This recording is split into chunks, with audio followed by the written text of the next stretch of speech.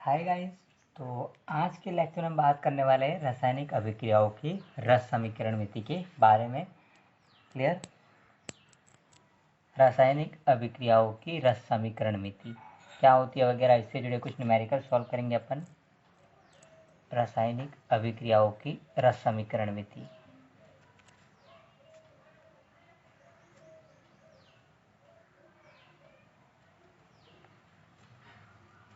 तो हम बात करते हैं रासायनिक अभिक्रियाओं की रस समीकरण मिति। तो ये होता क्या है उसके बारे में डिस्कस करेंगे। तो कोई भी केमिकल रिएक्शंस होती है तो उसमें जो क्रियाकारक और उत्पाद है यानी कि रिएक्टेंट और प्रोडक्ट, तो उस रिएक्टेंट और प्रोडक्ट के बीच की बात करें अपन तो उनके बीच की जो मात्रात्मक संबंध है, जो उनके बीच में जो क्वांटिटेटिव यानी कि मात्रात्मक संबंध है, उनका जो अध्ययन है उसी को हम कहते हैं उसकी स्टोइकियोमेट्रिक यानी कि रस समीकरण मिति कहते हैं हम उसको। जैसे कि हम बात करते हैं, एक एग्जांपल लेते हैं अपन, जैसे कि N2 प्लस 3H2। क्लियर। तो यहाँ पर जो हमें इक्वेशन प्राप्त होती है वो कुछ ऐसी होती है, ट्वाइस NH3। तो यहाँ पर आप देख रहे हो नाइट्रोजन कितना है, 1 मोल। हाइड्रोजन कितना है यहाँ पर, 3 मोल। और अमोनिया कितनी प्राप्त हो रही है यहाँ पर अपने को, 2 मोल प्राप्त हो रही है। क्लियर।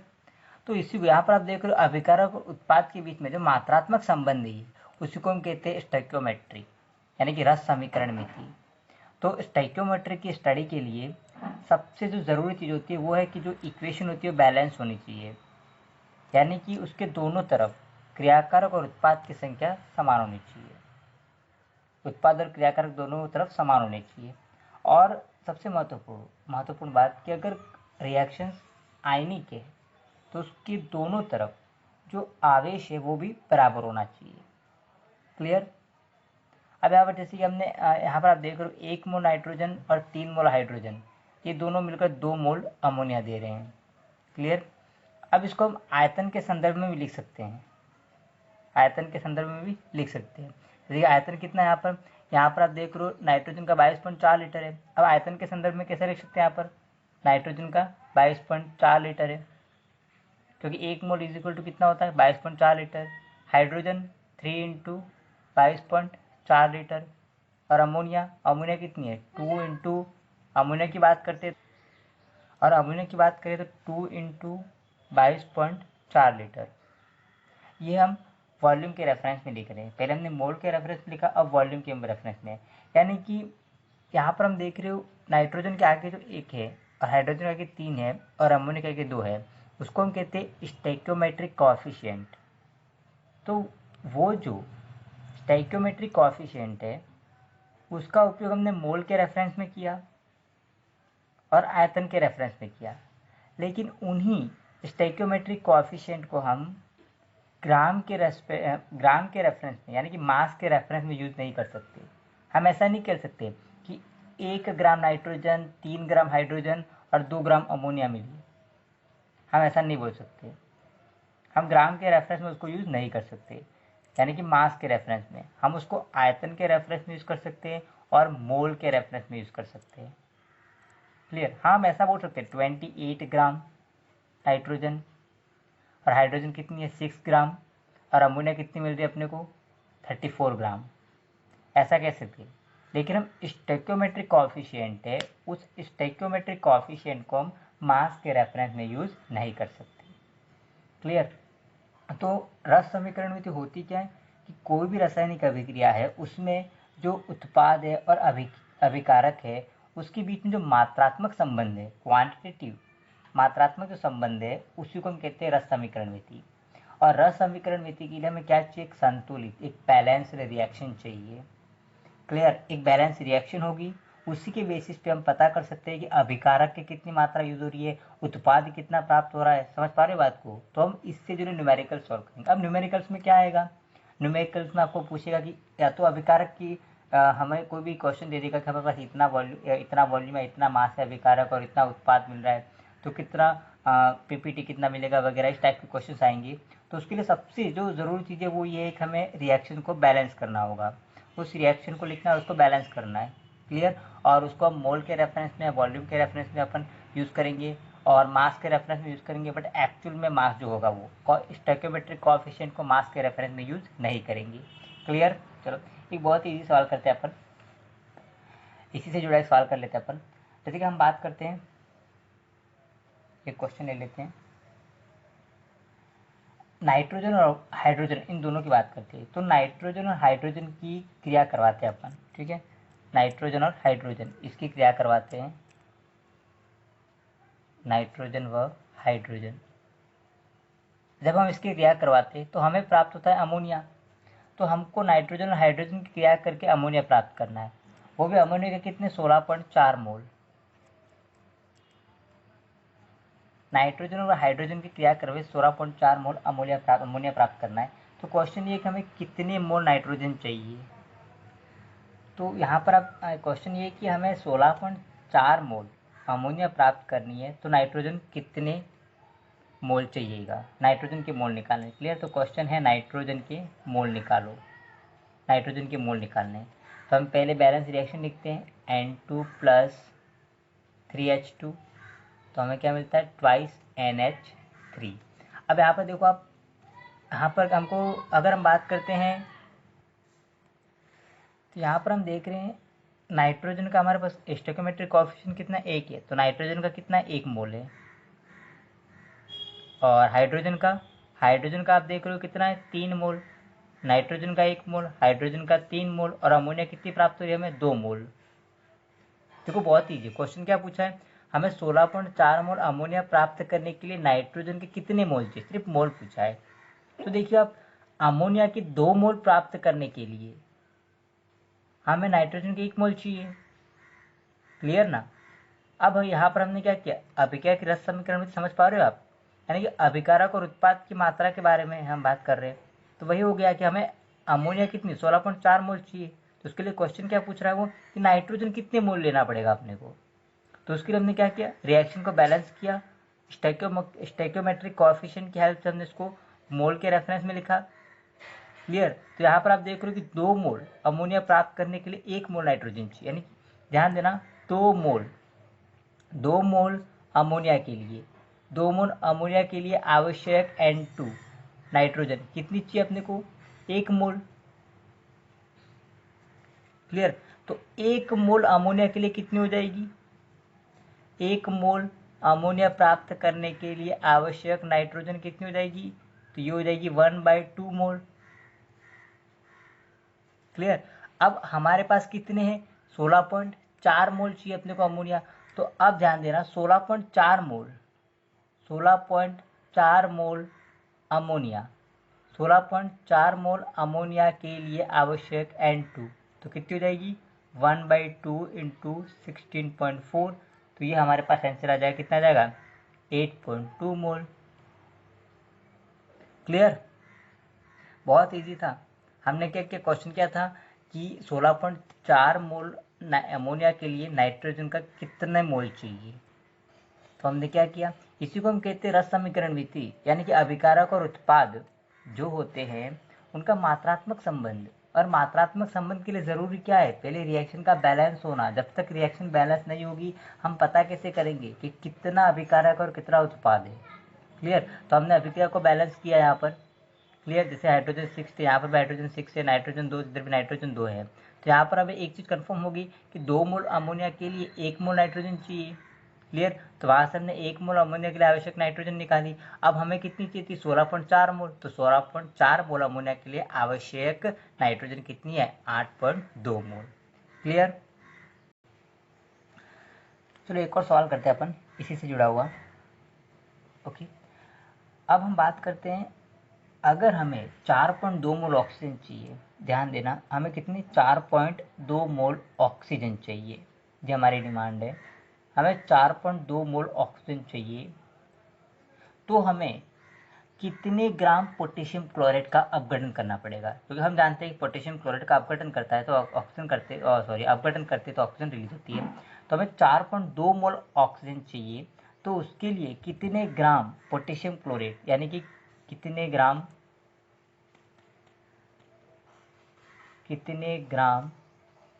पोटेशियम क्लोराइड KClO3 का अपघटन करना होगा। का अपघटन करना होगा। क्वेश्चन ये है अब, यानी कि हमें 4.2 मोल ऑक्सीजन चाहिए तो कितने ग्राम पोटेशियम क्लोराइड का अपघटन करना होगा। इसी को हम कहते हैं रस समीकरण मीति। आप समझ पा रहे हो, उत्पाद और अभिकारक के मात्रात्मक संबंध। और उसके लिए हमें क्या चाहिए, सबसे पहली कंडीशन एक बैलेंस्ड इक्वेशन, एक संतुलित अभिक्रिया। तो पहले हम लिखेंगे इसके संतुलित अभिक्रिया। क्लियर। तो संतुलित अभिक्रिया लिखते हैं अपन पहले।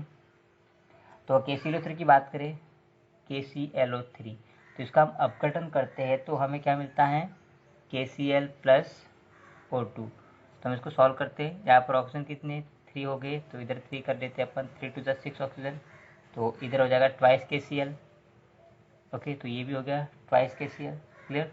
इक्वेशन सॉल्व होगी, देखिए आप, KCl भी 2, KCl 2, ऑक्सीजन 3, ऑक्सीजन 3। क्लियर, ये बैलेंस है। तो यहाँ पर आप देख पा रहे हो कि KClO3 कितने हैं, 2 मोल है, और KCl भी कितना मिल रहा है, 2 मोल, और ऑक्सीजन 3 मोल।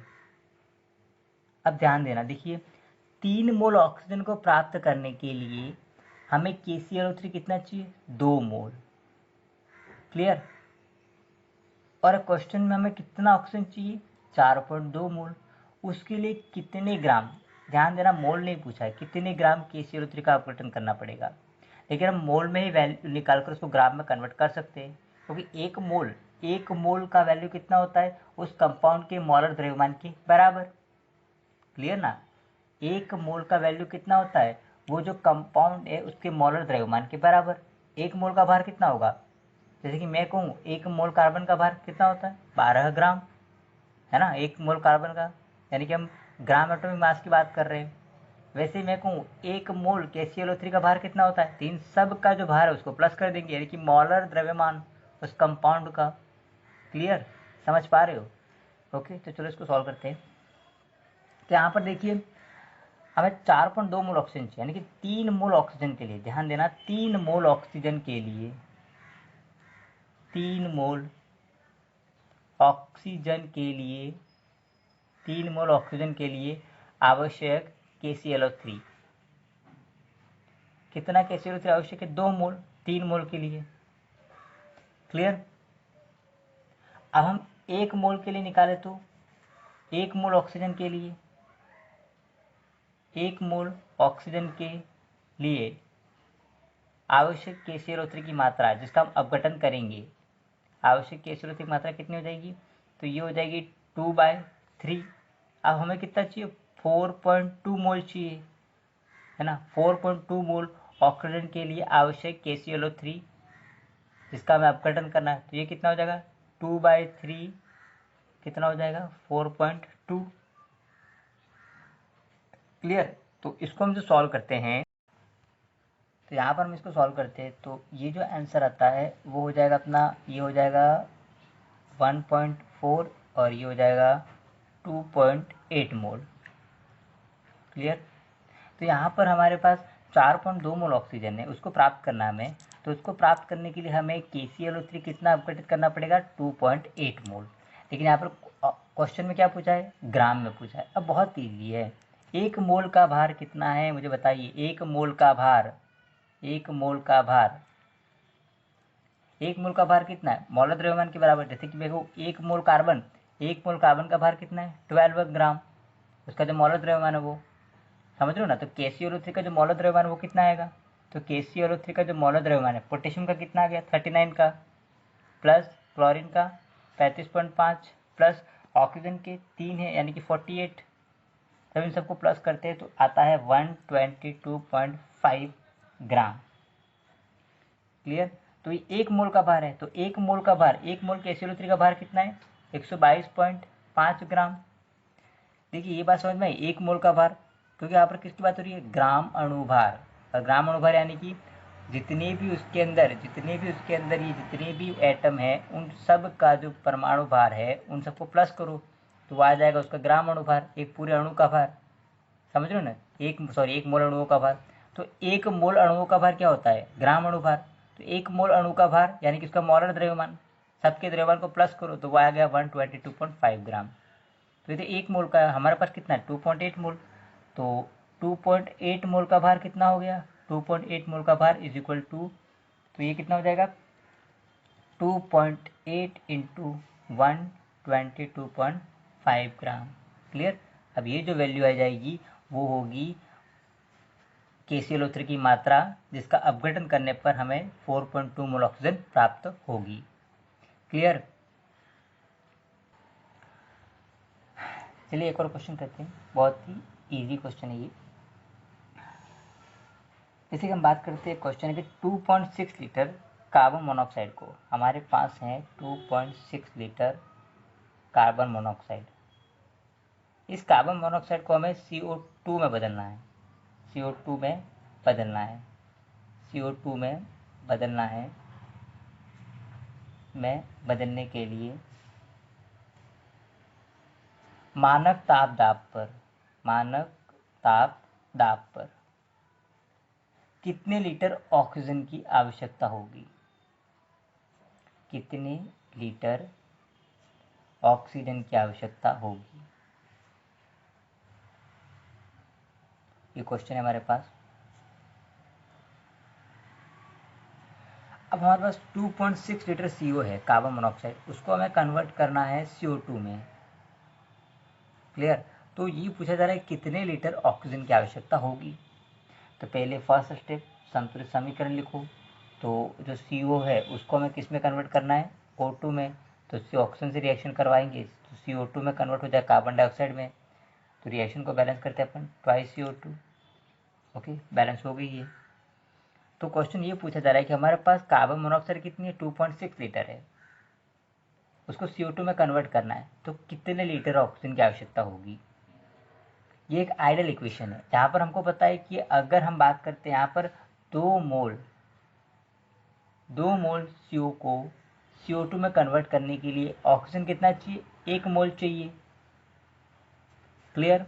2 मोल यानी कितना, 2 मोल यानी लीटर में बात करें तो 1 मोल कितना होता है, 22.4 लीटर। 1 मोल कितना होता है, 22.4 लीटर। 1 मोल 22.4 लीटर, 2 मोल कितना हो गया, 2 इंटू 22.4 लीटर, यानी कि 2 इंटू 22.4 लीटर CO को CO2 में कन्वर्ट करने के लिए हमें कितना लीटर O2 चाहिए, 1 मोल यानी कि 22.4 लीटर। यहाँ पर कितना चाहिए, 22.4 लीटर, 22.4 लीटर। क्लियर। यानी कि 22.4, 2 इंटू 22.4 लीटर CO को CO2 में कन्वर्ट करने के लिए 22.4 लीटर O2 चाहिए। ध्यान देना, यहाँ पर अपन लिख देते हैं, यानी कितना हो जाएगा ये 44.8 लीटर CO को CO2 में बदलने के लिए आवश्यक O2, तो कितनी होगी वो 22.4 लीटर। क्लियर। तो 1 लीटर CO2 के लिए अपन लिखे तो 1 लीटर CO2 को, सॉरी 1 लीटर CO को CO2 में बदलने के लिए आवश्यक O2, तो ये कितनी हो जाएगी 22.4 डिवाइड बाय 44.8। अब हमारे पास कितना लीटर CO है कार्बन मोनोऑक्साइड, हमारे पास 2.6 लीटर है। तो नेक्स्ट स्टेप क्या हो जाएगा, 2.6 लीटर CO को CO2 में बदलने के लिए आवश्यक O2 की मात्रा, तो ये कितनी हो जाएगी 22.4 और 44.8 इंटू 2.6 हो जाएगी। तो ये आंसर कितना आ जाएगा, ये 1 और ये 2, तो ये आंसर हो जाएगा 1/3 लीटर। क्लियर। तो हमें जो ऑक्सीजन चाहिएगी 2.6 लीटर कार्बन मोनोऑक्साइड को कार्बन डाइऑक्साइड में बदलने के लिए, वो कितनी होगी 1.3 लीटर। क्लियर। बहुत ईजी है, समझ पाए। स्टोइकियोमेट्रिक कोएफिशिएंट का यूज़ करके हमने किया ये अभिक्रिया को बैलेंस किया हमने, और स्टोइकियोमेट्रिक एक आइडियल इक्वेशन लिखी, और जो वैल्यू क्वेश्चन में है उसको उसके साथ उसके रेफरेंस में लिया और क्वेश्चन को सॉल्व किया हमने। बहुत ईजी था। क्लियर। चलिए एक और क्वेश्चन सॉल्व करते हैं। हमारे पास 2.76 ग्राम Ag2CO3 है। Ag2CO3 है, इसको हमें अपघटित कर रहे हैं, ठीक है। तो हमें Ag अवशेष की मात्रा ज्ञात करनी है, अवशेष की मात्रा, ठीक है, अवशेष की मात्रा ज्ञात करनी है। क्वेश्चन क्या है, हमारे पास 2.76 ग्राम Ag2CO3 है, उसको हम अपघटित कर रहे हैं, तो अवशेष की मात्रा ज्ञात करनी है। पीपीटी कितना आता है वो अपने को ज्ञात करना है। क्लियर। तो पहला स्टेप क्या है, balanced equation, ideal balanced equation. तो चलो इसको सॉल्व करते हैं। पहले हम बैलेंस्ड इक्वेशन, तो Ag2CO3 इसका हम अपघटन करते हैं तो हमें प्राप्त होता है Ag और साथ में कार्बन डाइऑक्साइड और साथ में ऑक्सीजन। रिएक्शन को बैलेंस, ऑक्सीजन कितने 3 है, तो 2 और 2 4 हो गए। 3 करने के लिए क्या करेंगे, हाफ और 2। कार्बन 1 है, कार्बन 1 हो गया। Ag कितने 2 है, तो ट्वाइस Ag। ये रिएक्शन बैलेंस होगी। अब यहाँ पर आप देख रहे हो क्वेश्चन ये कि 2.76 ग्राम Ag2CO3 को हम अपघटित करते हैं तो अवशेष, अवशेष यहाँ पर कौन है, सिल्वर, इसकी हमें मात्रा ज्ञात करनी है, ग्राम में वैल्यू कि कितनी मात्रा में प्राप्त होती है। और जो Ag है, जो उसका जो ग्राम परमाणु भार है वो है 108 है, सिल्वर का 108 होता है। क्लियर। और Ag2CO3 का मौल द्रव्यमान भी हमें चाहिए, तो जो Ag2CO3 उसका मौल द्रव्यमान भी अपन निकाल लेते हैं। Ag2CO3 इसका जो मौल द्रव्यमान है वो कितना हो जाएगा, Ag2CO3 का मौल द्रव्यमान, तो सिल्वर का कितना 108 और सिल्वर कितने 2 है, तो 108 × 2 प्लस कार्बन का 12 प्लस ऑक्सीजन का 16 और 3 यानी कि 3, तो ये हो जाएगा 116 प्लस 12 प्लस 48। तो इन सबको प्लस करते हैं तो ये जो वैल्यू आता है वो होता है 276 ग्राम। क्लियर। चलो अब ध्यान देना, यहाँ पर देखो, यहाँ पर Ag2CO3 1 मोल, अगर हम 1 मोल Ag2CO3 को अपघटित करते हैं तो अवशेष कितना मिलता है, 2 मोल। क्लियर। अब 1 मोल का भार कितना है, 1 मोल का भार उसके मोलर द्रव्यमान के बराबर। और Ag2CO3 का मोल, 1 मोल यानी कि क्या, उसका 1 मोल यानी कि हम किसकी बात कर रहे हैं, ये अणु यानी कि ग्राम अणु भार। तो 1 मोल अणुओं का भार कितना होगा, सारे उसका जो मौलर द्रव्यमान होगा, तो उसका मौलर द्रव्यमान हमने निकाला 276 ग्राम, यानी कि 1 mole it mean what, 276 gram. Clear. यानी कि 276 ग्राम Ag2CO3 को अपघटित करते हैं तो सिल्वर कितना मिल रहा है, 2 मोल। 2 मोल यानी कितना, 1 मोल सिल्वर कितना 108 ग्राम, तो 2 मोल कितना हो जाएगा, 2 मोल कितना हो जाएगा 216 ग्राम। क्लियर। ये जो 108 ग्राम है वो कितना, 1 मोल बराबर है, बराबर 1 मोल। ये 1 मोल का भार है ना 108 ग्राम, तो हमें कितना मिल रहा है, 2 मोल मिल रहा है सिल्वर, यानी कि 216 ग्राम। यानी कि 276 ग्राम Ag2CO3 इसको हम अपघटित करते हैं तो हमें Ag कितना मिलता है, 216 ग्राम। क्लियर। तो 1 ग्राम Ag2CO3 को अपघटित करते हैं हमें तो सिल्वर कितना मिलेगा, 216 डिवाइड बाय 276। अब हमारे पास कितना है 2.76 ग्राम, 2.76 ग्राम Ag2CO3। अगर हम इसको अपघटित करते हैं तो कितना अवशेष मिलेगा, तो कितना अवशेष मिलेगा, ये जो आंसर आएगा इसको हम सॉल्व करते हैं तो ये हो जाएगा कितना 100, तो ये कट गया, तो ये जो आंसर आएगा वो कितना हो जाएगा 2.16 ग्राम। क्लियर। देखो बहुत ही हमने कैसे किया, वो 2.76 ग्राम Ag2CO3 था, उसको अपघटित करते तो अवशेष की मात्रा निकालनी थी, हमने एक बैलेंस इक्वेशन लिखी। क्लियर।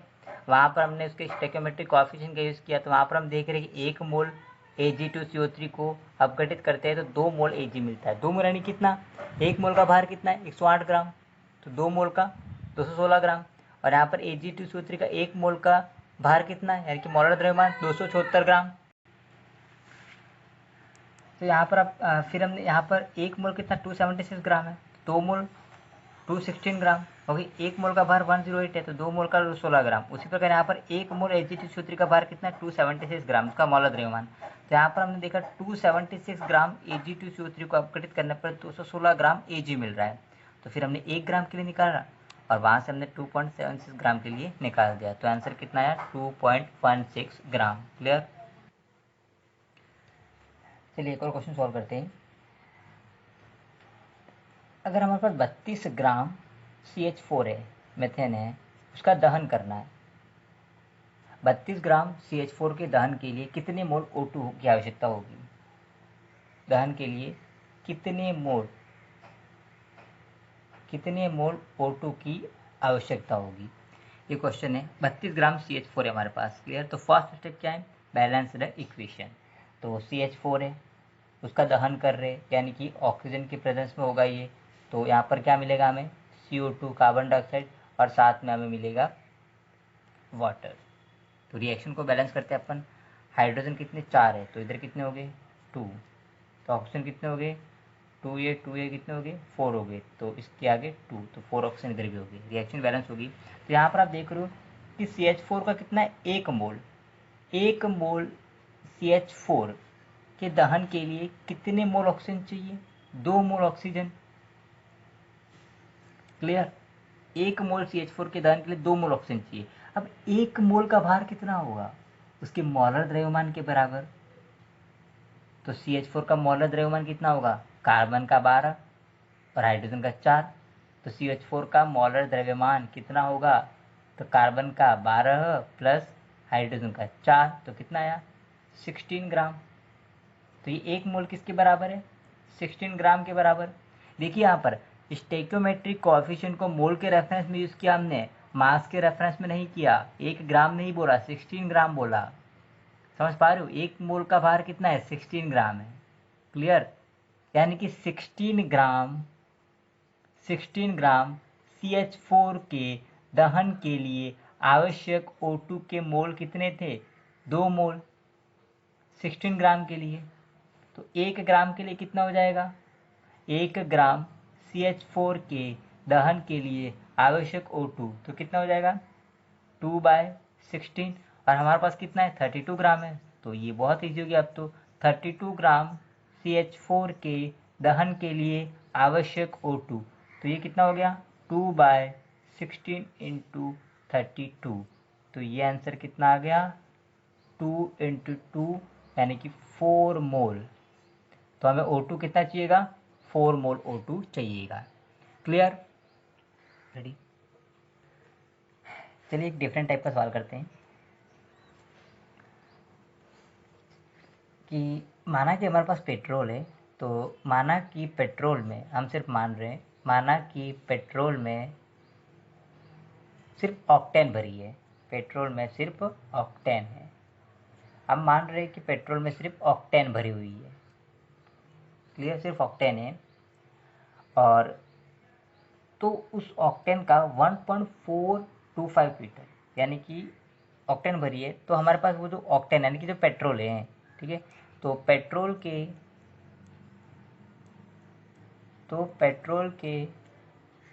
1.425 लीटर दहन के लिए आवश्यक O2 के मोल ज्ञात करो। O2 कितने मोल चाहिएगा? वो O2 के मोल ज्ञात करो। क्लियर। और यहाँ पर हमको क्वेश्चन में पेट्रोल का घनत्व दिया हुआ है, डेंसिटी दी हुई है, पेट्रोल का घनत्व दिया हुआ है, ऑक्टेन का पेट्रोल का घनत्व। जो पेट्रोल का घनत्व है वो यहाँ पर होता है 0.8 ग्राम पर लीटर। ये पेट्रोल का घनत्व दिया हुआ है। क्लियर।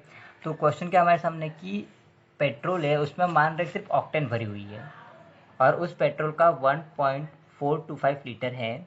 उसको जलाने के लिए, उसको दहन करने के लिए हमें कितनी ऑक्सीजन की डिमांड होगी? मोल में निकालना है, मास नहीं निकालना, उसका मोल निकालना है, यानी कि ग्राम में वैल्यू नहीं निकालना है, और उसके लिए पेट्रोल का घनत्व दिया हुआ है। क्लियर। तो पहला स्टेप क्या है? Balanced equation. First step octane यानी कि कार्बन कितने हैं? 8 कार्बन। क्लियर। तो बहुत ही ये 8 कार्बन के लिए अपन लिखेंगे तो C8, और हाइड्रोजन कितना हो जाएगा? हाइड्रोजन हो जाएगा 18, क्योंकि आप देख रहे हो यहाँ पर एल्केन कैटेगरी का ये, तो आप फार्मूला C8H18 वैलेंसी पूरी करनी कार्बन की 4, तो 8 कार्बन आएंगे, और चार चार वैलेंसी पूरी करेंगे तो हाइड्रोजन कितने आएंगे 18, तो C8 और H 18, ये ऑक्टेन का फार्मूला हो गया। इसका हम दहन कर रहे, यानी कि हमें क्या चाहिएगा, ऑक्सीजन। अब दहन करेंगे तो क्या मिलता है, कार्बन डाइऑक्साइड और साथ में जल। क्लियर, तो रिएक्शन बैलेंस करते हैं।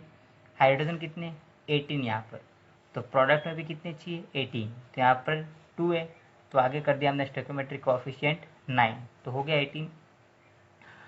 कार्बन कितने 8 है, तो इसके आगे कितना कर दिया 8, हो गए कार्बन भी 8। अब ऑक्सीजन की बात कर लेते हैं। इधर ऑक्सीजन कितने हो गए 16 और इधर 9, 16 और 9 कितने 25, तो इधर कितने करेंगे अपन 25/2।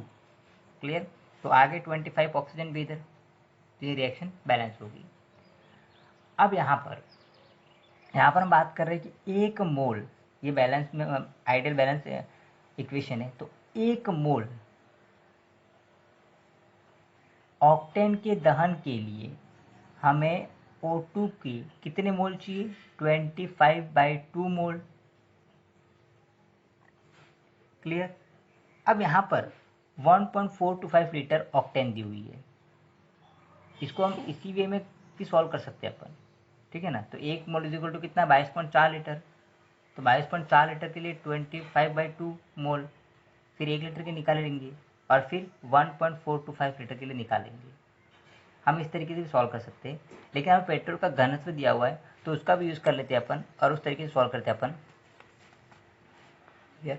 तो यहाँ पर पेट्रोल का घनत्व का फार्मूला क्या होता है, घनत्व rho is equal to mass upon volume, ये होता है ना।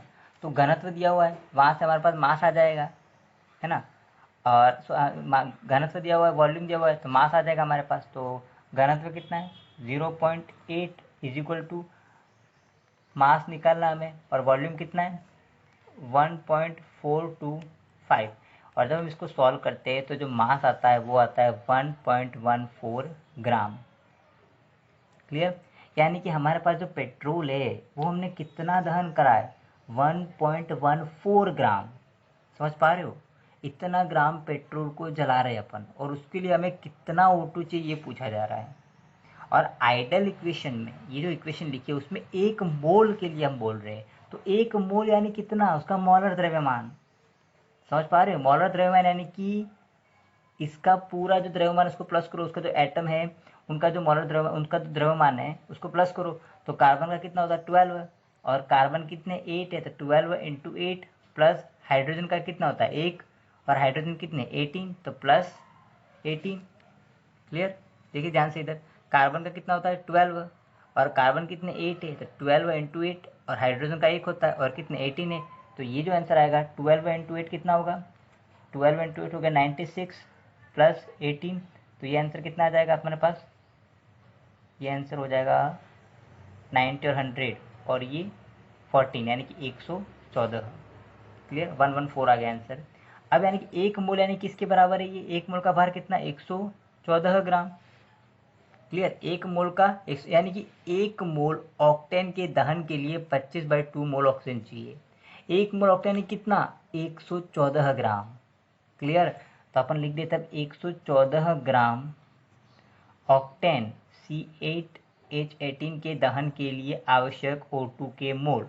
तो कितने मोल O2 चाहिए हमारे पास 25/2 मोल। क्लियर, अब इसी प्रकार हम 1 ग्राम के लिए निकालेंगे, तो 1 ग्राम ऑक्टेन के दहन के लिए आवश्यक O2, तो ये कितनी हो जाएगी 25/2 और 114। अब हमें कितने ग्राम है, हमारे पास पेट्रोल कितना था हमारे पास ग्राम में 1.14 ग्राम। क्लियर, तो अब कितना हो गया 1.14 ग्राम पेट्रोल, यानी कि ऑक्टेन, उसमें ऑक्टेन ही भरी हुई है, ऑक्टेन के दहन के लिए आवश्यक O2, तो ये कितनी हो जाएगी, ये हो जाएगी 25/2 इंटू 114 इंटू ये ऊपर चला जाएगा, ये हो जाएगा अपना 1.14। क्लियर, तो ये जो वैल्यू आएगा वो हो जाएगा अपना कितना हो जाएगा 25 4 तो ये अपना वैल्यू आ जाएगा 1/8 8 मोल। क्लियर? ये तो मैथ से तो 1/8 मोल वैल्यू आ गया, यानी कि 1.14 ग्राम जो ऑक्टेन है उसके दहन के लिए O2 कितना चाहिए अपने को, 1/8 मोल। क्लियर? तो यहाँ पर हमने क्या किया, ध्यान देना, हमको यहाँ पर उसने क्या दिया था, वॉल्यूम दिया हुआ था और घनत्व दिया हुआ था, वहाँ से हमने मास निकाला। क्लियर? और आइडल इक्वेशन हम देख रहे हैं कि 1 मोल ऑक्टेन के दहन के लिए 25/2 मोल चाहिए, और हमारे पास पेट्रोल कितना था, हमारे पास पेट्रोल का मास हमने निकाला था 1.14 ग्राम, तो उसके लिए हमने निकाल दिया।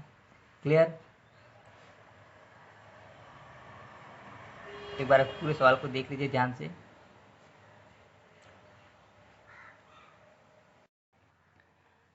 तो स्टोइकियोमेट्री से जुड़ा हुआ लास्ट एंड फाइनल सवाल अपन करते हैं, और जो इस प्रकार है कि हमारे पास 3 लीटर प्रोपेन और ब्यूटेन का मिश्रण है। क्लियर? हमारे पास 3 लीटर, क्लियर, जो है वो प्रोपेन और ब्यूटेन दोनों का मिश्रण है, उसके अंदर प्रोपेन प्लस ब्यूटेन दोनों का मिश्रण है, और इसका हम दहन करते हैं, इसका हम दहन करते हैं, मतलब जला रहे हैं, तो हमें 10 लीटर CO2 प्राप्त होती है। तो क्वेश्चन में ये पूछा जा रहा है कि प्रोपेन और ब्यूटेन का प्रारंभिक आयतन, प्रोपेन व ब्यूटेन का प्रारंभिक आयतन बताओ, उसका प्रारंभिक आयतन ज्ञात करना है। हमें मिश्रण का आयतन दिया हुआ है और अलग अलग कितनी है वो निकालनी है। क्लियर? क्वेश्चन समझ में आ गया? 3 लीटर प्रोपेन और ब्यूटेन का मिश्रण है, उसको हम जला रहे हैं तो 10 लीटर CO2 मिल रही है, क्योंकि दहन की अभिक्रिया में कार्बन डाइऑक्साइड निकलती है और वाटर मिलता है। तो प्रोपेन और ब्यूटेन का मिश्रण है हमारे पास, उसको हम जला रहे हैं तो 10 लीटर CO2 मिल रही है अपने को, और क्वेश्चन में ये पूछा जा रहा है कि प्रोपेन और ब्यूटेन का प्रारंभिक आयतन निकालो। क्लियर? तो फर्स्ट स्टेप क्या है, बैलेंस्ड इक्वेशन लिखो। अब दोनों के लिए अलग अलग लिखेंगे, क्योंकि प्रोपेन का भी दहन हो रहा है और ब्यूटेन का भी हो रहा है। क्लियर? तो एक तो प्रोपेन के दहन की अभिक्रिया लिखते हैं, प्रोपेन कितना हो जाएगा, C3H8 हो गया, उसका हम दहन कर रहे हैं यानी कि ऑक्सीजन के साथ। क्लियर? तो हमें क्या मिल रही है, CO2, और साथ में क्या मिल रहा है अपने को, वाटर। क्लियर? इक्वेशन को बैलेंस करते हैं, हाइड्रोजन कितने थे, 8 थे, तो इधर कितना हो गया, 4 to the 8, कार्बन 3, तो 3 कार्बन, ऑक्सीजन कितने हो गए, 3 to the 6 और 4 ये यानी कि 10 हो गए, तो इधर कितना हो जाएंगे, 5 to the 10, तो इक्वेशन बैलेंस होगी। क्लियर? अब हम लिख देते हैं ब्यूटेन के लिए, अब बात करते हैं ब्यूटेन के लिए। तो उसी प्रकार हम ब्यूटेन के लिए भी इक्वेशन लिखते हैं, तो ब्यूटेन के लिए क्या हो जाएगा, C4H10 प्लस दहन के लिए ऑक्सीजन की ज़रूरत, और हमें मिलेगा यहाँ पर CO2 प्लस वाटर। अब इक्वेशन को बैलेंस करते हैं अपन, तो कार्बन कितने, 4 है, तो इधर कार्बन भी, इधर भी 4 हो गए, हाइड्रोजन कितने, इधर 10 हाइड्रोजन है, और इधर कितने, 2, तो इधर 5 to the 10 हो गए। अब ऑक्सीजन इधर कितने हो गए, 4 to the 8 और ये 5 हो गए, यानी कि 13 हो गए, तो इधर हम कितना करेंगे, 13/2 हो गया इधर अपन, तो इधर ऑप्शन 13/2 हो गया, तो इक्वेशन बैलेंस होगी। अब हम यहाँ पर मान लेते हैं कि जो प्रोपेन है उसका हमारे पास x लीटर वॉल्यूम है, प्रोपेन कितना, x लीटर वॉल्यूम है, प्रोपेन का हमारे पास x लीटर है, तो हम यहाँ पर मान रहे हैं कि जो हमारा प्रोपेन वो हमने x लीटर ली। क्लियर? तो x लीटर प्रोपेन का हमने दहन किया, तो हमें यहाँ पर CO2 कितनी मिल रही है, 3x लीटर। क्लियर? ये 3x लीटर मिल रही है अपने को। तो अब हमारे पास प्रोपेन और ब्यूटेन का जो मिश्रण है उसमें हमने माना कि x लीटर प्रोपेन है, तो ब्यूटेन कितनी बची और ब्यूटेन कितनी हो जाएगी, तो ब्यूटेन यहाँ पर देख रहे हो आप, तो ब्यूटेन का जो वॉल्यूम आ जाएगा वो कितना हो जाएगा, 3 - x, क्योंकि टोटल वॉल्यूम कितना है, 3 लीटर है दोनों का, और प्रोपेन का x लीटर माना है, तो ब्यूटेन का कितना हो जाएगा, 3 - x लीटर। क्लियर? यानी कि ब्यूटेन 3 - x लीटर, उसका हम अपघटन कर रहे हैं, तो हमारे पास कार्बन डाइऑक्साइड कितनी मिल जाएगी, तो 3 - x लीटर, समझ रहे हो ना? क्लियर हुआ? 3 - x लीटर मिलेगा यहाँ पर अपने को, जो CO2 मिलेगा वो, देखिए यहाँ पर x लीटर प्रोपेन था और CO2 कितना मिला, 3x लीटर, तो यहाँ पर अब ब्यूटेन कितना हो गया, टोटल आयतन 3 लीटर था, उसमें से प्रोपेन का x लीटर, तो ब्यूटेन 3 माइनस एक्स, तो 3 माइनस एक्स लीटर ब्यूटेन था, उसके दहन करने पर CO2 कितनी मिलेगी, 4 3 माइनस एक्स लीटर। क्लियर।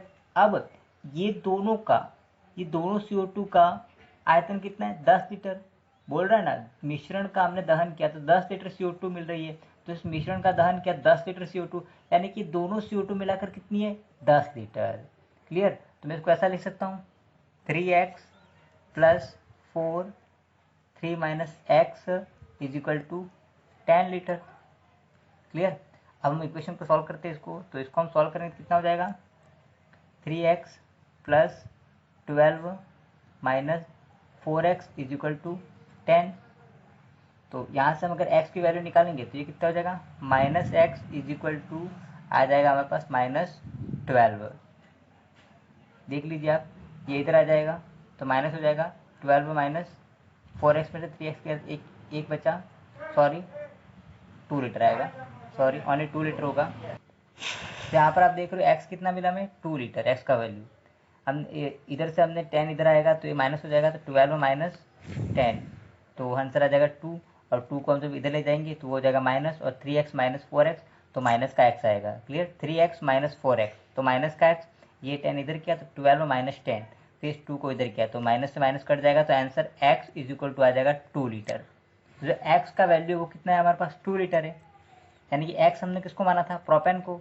तो टोटल वॉल्यूम कितना है, कुल आयतन कितना है, कुल आयतन दोनों का मिश्रण कितना है, कुल आयतन हमारे पास है 3 लीटर, कुल आयतन है 3 लीटर। अब उसमें से x 3 लीटर है, यानी कि x किसको माना था हमने, प्रोपेन को। तो प्रोपेन हमारे पास कितना है, प्रोपेन हमारे पास है 3 लीटर, सॉरी 2 लीटर, प्रोपेन हमारे पास हो गया 2 लीटर। तो ब्यूटेन कितना हो जाएगा हमारे पास, तो ब्यूटेन निकालना है, तो ब्यूटेन कितना हो जाएगा हमारे पास, 3 माइनस 2, यानी कि 1 लीटर। क्लियर। तो प्रोपेन 2 लीटर था और ब्यूटेन हमारे पास 1 लीटर था। क्लियर। अब हम बात करेंगे सीमांत अभिकारक के बारे में। सीमांत अभिकारक क्या होता है, लिमिटिंग रिएजेंट, सीमांत अभिकारक, उसके बारे में बात करेंगे अपन। देखो, कोई भी रासायनिक अभिक्रिया होती है तो वो जो रासायनिक समीकरण है उसको हम एक मोलर अनुपात में ही अभिक्रिया करते हैं। कोई भी केमिकल इक्वेशन होती है, केमिकल रिएक्शन हो रही है, तो वो एक मोलर अनुपात में ही रिएक्शन करती है। लेकिन कई बार क्या होता है कि वो जो संतुलित रासायनिक समीकरण को हम जिस मोलर अनुपात में रिप्रेजेंट करते हैं उसके अकॉर्डिंग रिएक्शन नहीं करती है। क्लियर। जैसे कि हम बात करते हैं 2 मोल हमने हाइड्रोजन लिया, क्लियर, 2 मोल हम हाइड्रोजन ले रहे हैं और हम साथ में 2 मोल ऑक्सीजन ले रहे हैं, तो उसकी हम क्रिया करवाते हैं तो हमें 2 मोल वाटर मिलता है। क्लियर। तो हमने 2 मोल हाइड्रोजन लिया और 2 मोल ऑक्सीजन ले रहे अपन, और इसकी हम जब इलेक्ट्रिक डिस्चार्ज करवाते हैं अपन तो हम देखते हैं कि हमें 2 मोल जल का प्राप्त होता है। तो यहाँ पर इस इक्वेशन को जब देखा गया तो यहाँ पर 2 मोल हाइड्रोजन जो थी उसने 1 मोल ऑक्सीजन से ही क्रिया की, लेकिन यहाँ पर क्या हुआ, यानी कि 2 मोल, जो 2 मोल हाइड्रोजन थी उसने 2 मोल हाइड्रोजन ने केवल 1 मोल ऑक्सीजन से क्रिया की, 1 मोल ऑक्सीजन से क्रिया की, 1 मोल ऑक्सीजन से क्रिया की और 2 मोल जल प्राप्त हुआ, 2 मोल जल प्राप्त हुआ। तो यहाँ पर हमने जो ऑक्सीजन लिया था वो 2 मोल लिया था और जो हाइड्रोजन था वो भी 2 मोल लिया था, लेकिन हाइड्रोजन के 2 मोल ने ऑक्सीजन के 1 ही मोल के साथ रिएक्शन की और 2 मोल जल लिया, यानी कि यहाँ पर जो 1 मोल ऑक्सीजन है वो अवशेष के रूप में प्राप्त हुई। तो यहाँ पर जो हाइड्रोजन है उसको हम कहेंगे सीमांत अभिकारक, लिमिटिंग रिएजेंट, क्योंकि उसने वह जो हाइड्रोजन था वो अभिक्रिया पूरी होने के बाद वो पूरी तरह यूज हो गया, कंज्यूम हो गया, यानी कि सीमांत अभिकारक हम उसे कहते हैं, उस क्रियाकारी पदार्थ, उस अभिकारक को कहते हैं जो कि अभिक्रिया के दौरान पूर्णतः पूरी तरह संपन्न हो जाता है। यहाँ पर हम देख रहे हैं ऑक्सीजन का तो 1 मोल शेष रह गया और हाइड्रोजन के दोनों मोल यूज हो गए, यानी कि कोई भी अभिक्रिया है उसमें अभिकारक, वह अभिकारक जो अभिक्रिया में पूरी तरह यूज हो रहा है उसको हम कहेंगे सीमांत अभिकारक। यानी कि उसकी डेफिनेशन क्या है सीमांत अभिकारक की, सीमांत अभिकारक, अगर सीमांत अभिकारक की बात करें तो वह क्रियाकारी पदार्थ क्रियाकारी पदार्थों जो रिएक्टेंट हैं, अभिकारक है, उसकी बात हो रही है। क्रियाकारक पदार्थों में से वह पदार्थ, क्रियाकारक पदार्थों में से वह पदार्थ जो अभिक्रिया में जो अभिक्रिया में पूर्णतः प्रयुक्त हो जाता है, पूर्णतः प्रयुक्त हो जाता है, यानी कि उसका किसी प्रकार का शेष वो नहीं रहता है। यानी कि जो हम अभिक्रिया हो रही है उसमें जितने भी अभिकारक है, क्रियाकारी पदार्थ है, उसमें से वो क्रियाकारी पदार्थ, वो अभिकारक जो अभिक्रिया में पूरी तरह से कंज्यूम हो गया, उसने अभिक्रिया को डिसाइड कर दिया कि यहाँ पर अभिक्रिया एंड हो गई है, उसको हम कहते हैं सीमांत अभिकारक, लिमिटिंग रिएजेंट। क्लियर?